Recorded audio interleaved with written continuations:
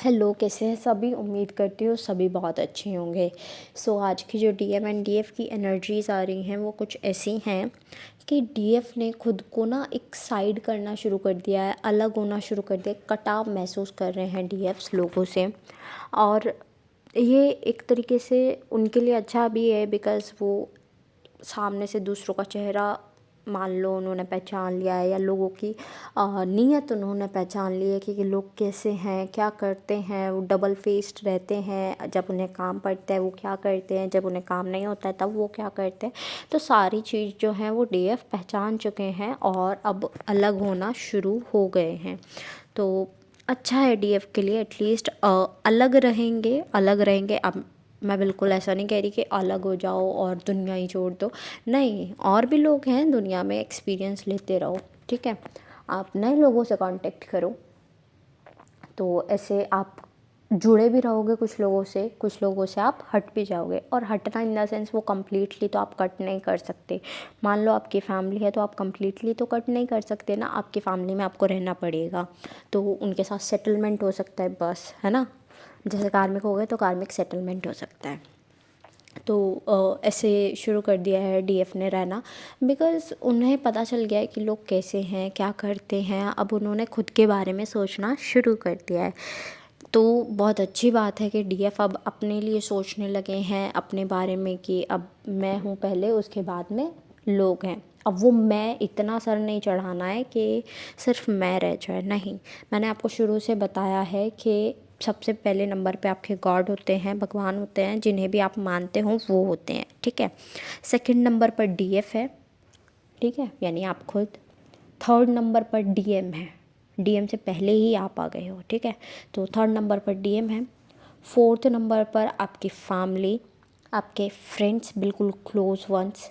और fifth number पर बाकी की सराउंडिंग, ठीक है। सराउंडिंग इन द सेंस लोग, ठीक है। I am not saying about nature and all, नहीं, उनके बारे में नहीं कह रही हूँ। जहाँ आप आ गए वहाँ नेचर, सराउंडिंग सब आ गया। सराउंडिंग इन द सेंस कि आपके आसपास की चीज़ें आ गई, जैसे कि नेचर हो गया, अर्थ हो गया, ये सब आपके वो आ गया। वो फिफ्थ नंबर पर जो है वो आपके ओल्ड लोग आ गए, जो ओल्ड लोग रहते हैं। एक लव की एनर्जी आ रही है जो कि दोनों साइड से, डीएम एंड डीएफ को, दोनों को एक दूसरे की तरफ पुश और पुल वाला एक काइंड ऑफ कनेक्शन बना रही है, जो कि बना ही रहता है हमेशा, लेकिन इस टाइम पर बहुत ज़्यादा स्ट्रॉन्ग है। बिकॉज़ यू नो दैट कि जो लव है वो इंक्रीजिंग की साइड पर आ चुका है, बढ़ने की साइड पर आ चुका है। बिकॉज़ अब यूनियन जो है ऑलमोस्ट पास में ही है। अब यहाँ ट्विन फ्लेम्स हैं तो पास में इन द सेंस कि कुछ लोगों का 1 महीना, कुछ का 1 हफ्ता, कुछ का 1 दिन भी हो सकता है, कुछ का 1 साल, कुछ का थोड़ा सा और टाइम। तो ऐसे होता रहता है, ठीक है। ट्विन फ्लेम्स हैं, सबकी डिवाइन टाइमिंग अलग है, तो ऐसे मैं किसी की टाइमिंग नहीं बता सकती, because it's a general channelling. तो यूनियन इज़ नियर, बस इतना कह सकती हूँ। और मैं उन्हें भी ये कहूँगी जिनका 1 साल है, 2 साल है, या ज़्यादा टाइम है, यही समझ के चलो कि यूनियन हो चुका है, तभी आप यूनियन में आओगे। अदरवाइज़ आप तो दूर धकेल रहे हो उस यूनियन को जो हो भी चुका है, जिसका 1 दिन बाद भी है ना, और सोच रहा है यूनियन कब होगा, तो फिर वो यूनियन को दूर भगा रहा है। बिकॉज़ आपको ये थियरी तो पता है कि जितना हम चेस करेंगे उतना रन होगा, तो चेस करने का कोई फ़ायदा नहीं है, रनिंग कराने का कोई फ़ायदा नहीं है, बिन बात की वेट कम हो जाएगा। तो इस चीज़ को रहने देते हैं। बाकी हम ऐसे रहते हैं कि यूनियन हो चुका है, दैट्स गुड, दैट्स इनफ।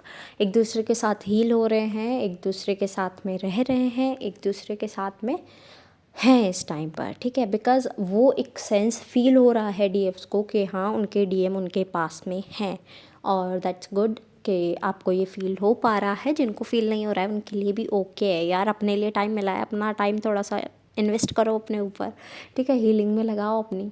7 चक्रा की बात करूँ तो 7 के 7 चक्रास आर इन फोकस, और स्पेशली जो बोलूँ वो आपका सोलर प्लेक्सस इस टाइम पर, और आपका थर्ड आई एंड क्राउन, ये बहुत ज़्यादा फोकस में है। बाकी भी फोकस में है, लेकिन you have to heal them also, ठीक है। सभी हील करने हैं, तो 7 चक्रा करो इस टाइम पर। बाकी जो मिसिंग एनर्जी है वो बहुत ज़्यादा स्ट्रॉन्ग आ रही है, गट फीलिंग आ रही है, इंट्यूशन आ रही है, तो थोड़ा सा उस पर भी ध्यान दो। बिकॉज आपकी इंट्यूशन ही होती है जो कि आपको सही डायरेक्शन दिखाती है। जिनकी इंट्यूशन अच्छी है दैट्स गुड इनफ, और जिनकी अभी अच्छी नहीं है कोई बात नहीं, आप उस पर काम करो, ठीक है, इंट्यूशन अच्छी हो जाएगी। तो इंट्यूशंस बहुत सारे मैसेजेस दे रही है, बहुत सारे एंजल नंबर्स दिखा रही है, बहुत सारे साइंस दिखा रही है, सिम्टम्स दिखा रही है। इवन मेरे को तो हेडेक, फीवर और आपका सर्वाइकल पेन भी आपको हो सकता है, कुछ लोगों के लिए भी दिख रहा है, शोल्डर्स में पेन हो सकता है, ये सब चीज़ें नज़र आ रही हैं। बर्निंग इफ़ेक्ट भी दिख रहा है बहुत ज़्यादा, लाइक हमारी पिक्चर की तरह ही बर्निंग इफ़ेक्ट भी एक बहुत ज़्यादा दिख रहा है। So take care of yourself. अब ये बर्निंग इफ़ेक्ट कैसा भी हो सकता है, कुड बी पॉसिबल जेलेसी हो, ठीक है, तो if it's a part of your trauma या वॉट एवर, ठीक है, तो इसे हील करने की ज़रूरत है, क्योंकि जेलेसी इज़ समथिंग कि जो एक नेगेटिविटी है हमारा रास्ता रोक रही है, तो उसे भी कंट्रोल करना, हील करना हमारी जिम्मेदारी है, ठीक है। तो आप इस पे भी वर्क करो।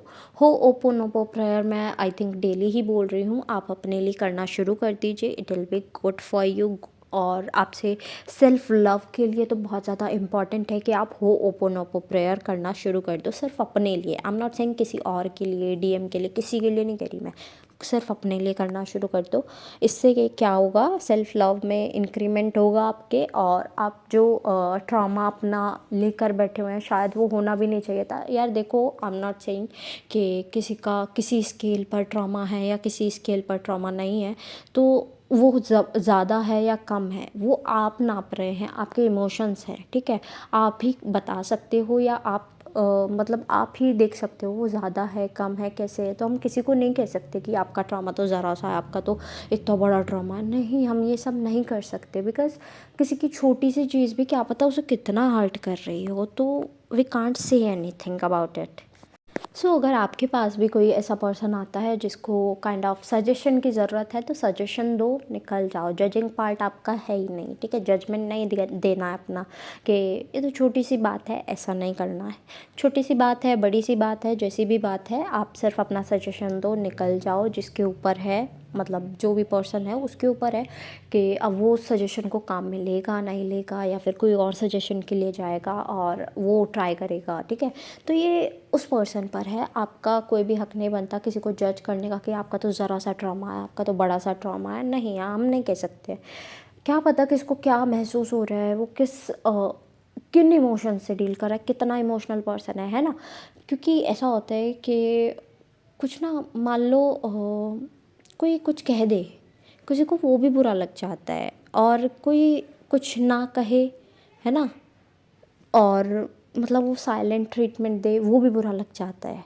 तो किसी की चीज़ें अलग हो सकती हैं, किसी को कितना ही सुना लो उसे कुछ बुरा नहीं लगता, है ना। तो अलग अलग चीज़ें होती हैं, सबके इमोशंस अलग अलग होते हैं। इमोशंस जो हैं वो बहुत ज़्यादा पीक पर नज़र आ रहे हैं, तो इस टाइम के लिए आप ना तो अपने इमोशंस ना ही किसी के इमोशंस जज नहीं करने हैं, जस्ट हील देम, ठीक है। अपने इमोशंस पे भी कंट्रोल लाना है, बिकॉज ऐसा दिख रहा है गुस्सा आ सकता है, और गुस्सा आएगा तो ट्राई करो कि वो ऐसे ना आए कि मतलब कोई और भी हर्ट हो और आप भी हर्ट हो, ऐसा नहीं होना चाहिए, ठीक है। अब ये ठान लो कि आपको ऐसे रहना है कि किसी और को हर्ट नहीं करना है, राइट। एक होता है ना कि कोई हमें हर्ट कर रहा है तो हमें बदले में हर्ट करना है, एक वो टाइप का एटीट्यूड आ जाता है। एक होता है कोई हमें हर्ट कर रहा है, कर्मा देख लेगा, वो वाला एटीट्यूड लेकर आना है अब अपने में, ठीक है। क्योंकि बहुत टाइम हो गया ना हीलिंग करते हुए, अब हमें उस बचपन से बाहर आना चाहिए, टिट फॉर टैट वाला।